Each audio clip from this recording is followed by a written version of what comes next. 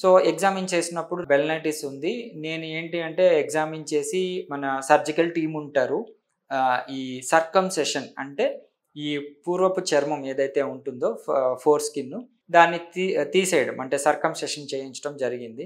After ఏ month అతను హ్యాపీగా ఇంకా బెల్నైటిస్ అన్నీ క్యూర్ అయిపోయాయి. డయాబెటీస్ అన్నీ బాగానే మెయింటైన్ చేసుకుంటున్నారు.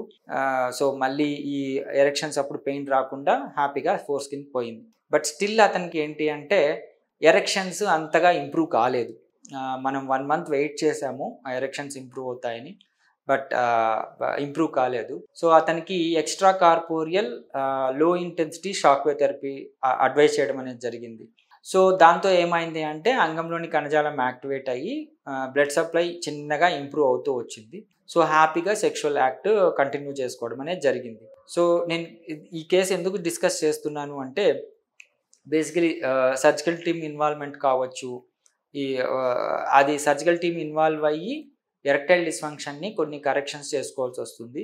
అది చేసుకొని కూడా మన దగ్గర ఈ షాక్ వేవ్ థెరపీ ఇవ్వడం అనేది జరుగుతుంది. సో హ్యాపీగా సెక్షువల్ లైఫ్ని ఎటువంటి సైడ్ ఎఫెక్ట్స్ లేకుండా మళ్ళీ ఇబ్బందులు రాకుండా వాళ్ళు కంటిన్యూ చేసుకోవచ్చు. సో దీన్ని యూజ్ చేసుకోగలరు.